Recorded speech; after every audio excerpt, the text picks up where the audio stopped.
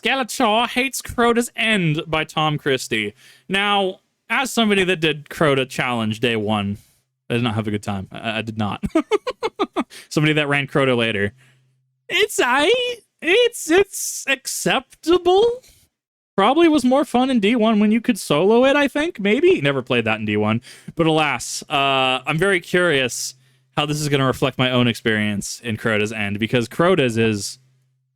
Whew. Crota's is a time. I'm generally the last, for reference, I'm generally the last one across the bridge, because I'll just sit there as usually a well-lock, actually, and I'll have to fight off 2 to 3 barrier champs at a time. I want to make sure my entire team gets across. I will anchor on the first side at second encounter. I will anchor and be the last person across to make sure everyone else can. So that is my preference in Crota's. But let's get into it.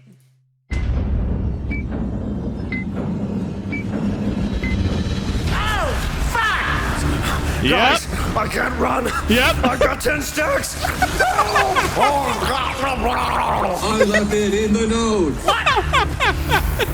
I've got this, guys. The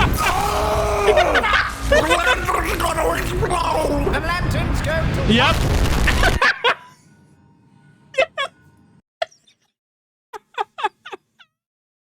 I streamed this day one. No, I didn't. No, I recorded this day one, lost the recording. No, I did this day one. Oh my God. It is so true, though. So much changed, and like, woo. It'd be like that, though. I actually was running, what was I doing? I was actually running Eager Edge for a bunch of this, because I could, I would hit the lamp. I would go to the first lamp. We would drop buffs. So we would drop it in the lectern, we would drop it on the lamp, and then we would go to the second lamp, but I'd actually skip over the second lamp, and then go to the third lamp, and I would just Eager Edge when thralls weren't in the way. Like, I mean, I was cheesing that like a mother trucker very, very easily. I streamed Bridge, I thought. Maybe I did stream First Encounter, actually. So people that were watching that stream know exactly, this is kind of how this goes on LFG specifically. Like, ooh, even then, I've had some times where I've gotten with Baka and a couple of buddies, right? I had Utaka do this once as well. And sometimes people just like, either they get Weight of Darkness, either they're just like, they forget where the hole is and they go, oops, all hole. Like, it is wild how just clearing 10 lamps can be a mountainous challenge, pun intended, because there's, a little hill in the center. Wow. I really just need to go back to Destiny 1. I need to see how this worked in Destiny 1.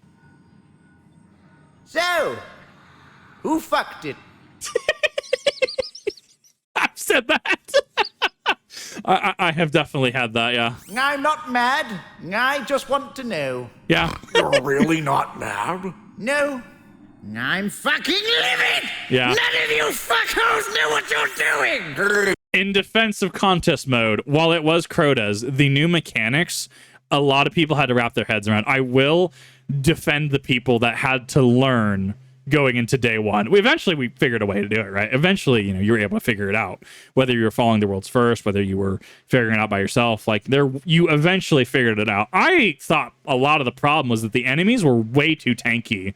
Like, Wishender, the bow, was damn near the only thing that actually one-shot the thralls, which was insane to me. This raid just came out. No, it didn't! It's the same raid from Destiny 1! But it's not! There's new mechanics. Yes, it's technically the same raid, but everyone had to learn these mechanics. Like, Chalice of Light was definitely a weird addition. I will agree with that sentiment, chat. Like, I get it.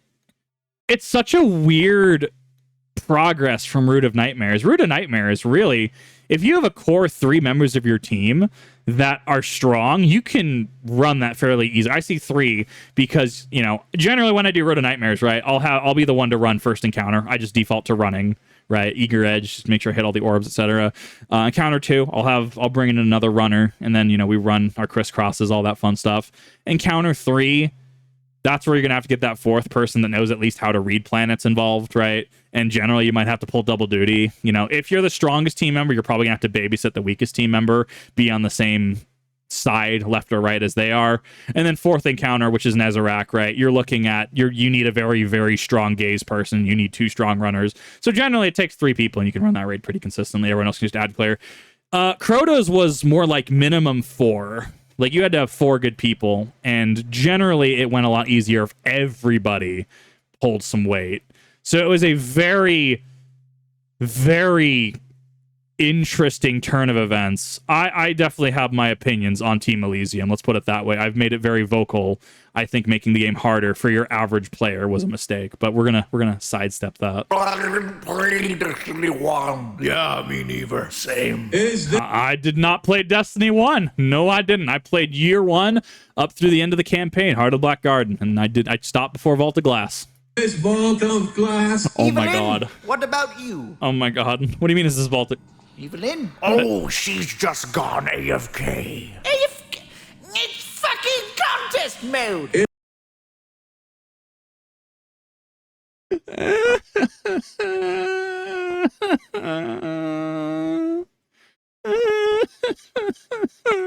It's so true. Everyone, people in chat. What do you mean you didn't play D1? No, I didn't play D1. To be fair, I had like work. Yeah, that's it. I really had work. I'm just now having, because I can do content creation for a full-time job, being able to like play through. D1 is going to be an eventuality. Let's put it that way. Isn't this vault of glass? No, it's not. Why are we doing this raid and contest mode anyway? This is really hard. Yeah, it is. Don't say it like that. Because you... Don't say it like that, internet, please. Please. cretin. I want the emblem. Wait, we're doing all this for a fucking emblem? Damn straight we are. I wanted that emblem. I wanted that. The emotional damage would have been worth it. I wanted that emblem. Yes. So wait, you dragged us all into a raid where none of us know what we're doing on contest mode? Yeah. All because you want an emblem that Yeah. no one will recognize Yeah. or care about? Think motherfucking excuse People are still running the Root of Nightmare contest emblem. Let's put it that way. me. I actually planned on saving you all the trouble and tried LFGing this raid. Yeah. And how did that turn out?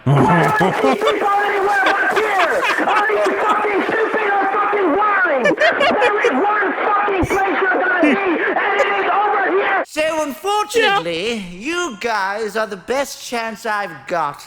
I will say, from my LFGs, I've generally been very selective of who I accept in, right? Like, even if I'm just going to, like, Bungie LFG, right? As soon as I started Bungie LFGing and not Discord LFGing, my LFG experience skyrocketed to a more positive place. Let's put it that way. Oh my god. Isn't this vault of glass? This isn't Vault of fucking glass! I need Fatebringer time a loss. And I need a teammate who doesn't shit the bed when he actually has to do something more than ad clear. Yeah? This is the first encounter of the raid. It's literally just a game of hot potato. Yeah, guys, if we just Oh. try our best, then I know we... Now shut the fuck up. Okay, look. We've only got a limited amount of time to do this, right? Yeah, if only there was someone out there who could teach us how to do this encounter in a quick and easy way. I said if only there was Yeah, I fucking heard. Jesus Christ. The goal here is to get all the way to the end of this maze filled with foam traps and lanterns before this timer hits 0. Yeah. Once someone takes this chalice of light, they will start to build a meter. Once that meter is full, they must ask another member of the team to take the chalice off of them so that they can become enlightened. If I remember it correctly, if you become full on your Chalice of Light, it then starts counting down from 10 to 0. And if nobody takes it from you, you just die. Being enlightened allows you to activate these lanterns throughout Right. the maze, which will remove this debuff as you stand next to them. The more stacks you have of this, the slower you move, so stay near Joke's on you. That's why I keep Eager Edge on my bar. As long as there's not a thrall in front of me, by golly, I'm accelerating into that into the pendulum. Man, it's great. the activated lantern before moving on. So in a nutshell, your team will be trading the chalice off one another as you progress throughout the maze, activating lanterns all the way until you reach this plate. However, there are a few important things everyone needs to know. Okay. Once you have become enlightened and activated a lantern, you will become drained of light. This simply means that you will not be able to pick up this chalice again until this timer runs out. So Yeah, you're just on cooldown. It makes it so that way you can't like trivialize the encounter by having like only 2 people do it. Like you have to like bounce between your teammates. make sure to do your part and help move the chalice around. Once a lantern has been activated, it will soon explode, so only stay near them for so long. Honestly, I actually skip entire lanterns. Like I will actually regularly scout ahead of my team and be like, oh yeah, chalice is on this one, and be like 2 lamps ahead of them, because like, yeah, I could just eager edge if I need to. Like, it's not like weighted by darkness, right? Doesn't actually kill me. Oh darn, I'm a warlock. I just drop rift if I get too many thralls around me, right? I mean, contest mode was a little different because everything hit so hard and was so tanky. So yeah, staying next to your team was more relevant, absolutely. However, in modern Crotas, it's just like, yeah, I'm here. I'm scouting ahead. Yeah, where I'm at, this is the next lectern you have to dump this on, which is that little thing. At every few lanterns, a node pot.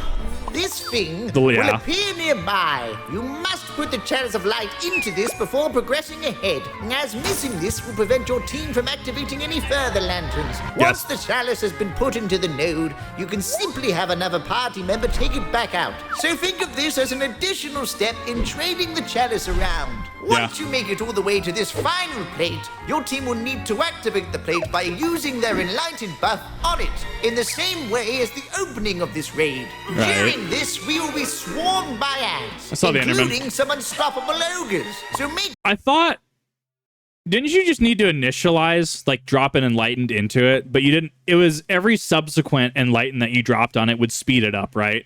You could theoretically just drop a single enlighten on it, and then you could do it the slow way, right? As long as you could turtle up and tank. But then if you still were to pass it around, then you could, yes, drop more enlightens and do that. make sure you bring mods or a way to stun them.